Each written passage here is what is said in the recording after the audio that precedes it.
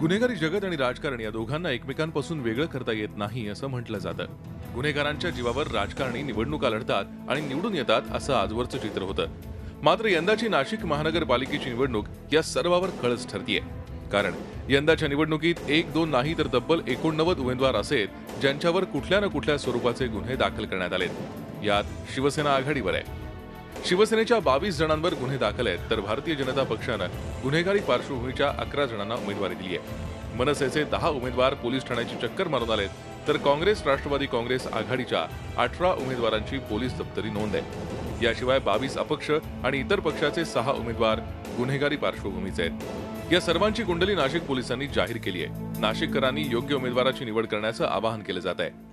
याच्या मागे उद्देश असाच आहे की आपल्या प्रभागामध्ये मतदार अतिशय सिरियसली त्याने मतदान करावं आणि प्रभागामध्ये कोण क्रिमिनल एलिमेंट्स आहेत हे त्याला कळावं, या अनुषंगाने आपण ही योजना चालू केलेली आहे। राजकीय पक्षाच्या उमेदवारांची यादी जाहीर झाल्या पोलिसांनी यादीला चाळणी मारून गुन्हेगारांची यादी प्रसिद्ध केल्यानं निवडणुकीच्या राजकारणाला चांगलीच फोडणी मिळाली आहे। मी चित्र पाहिलेलं आहे काही ठिकाणी की राजकीय दृष्ट्या सुद्धा अनेक वेळेला अनेक कायद्यांचा गैरवापर केला जातो।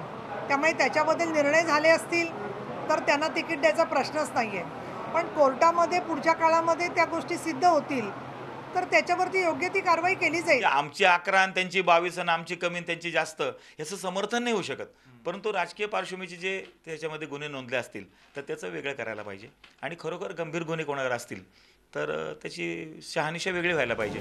निवडणुकीच्या मैदानात एम फॅक्टर महत्त्वाचा ठरतोय। मनी मसल पॉवर जिथे यश तिथे ही आजवरची परंपरा याही वेळी राजकीय पक्षांनी कायम ठेवल्यानं नाशिककर कोणता पर्याय निवडतात याकडे लक्ष लागलंय। मुकुल कुलकर्णी, झी मीडिया, नाशिक।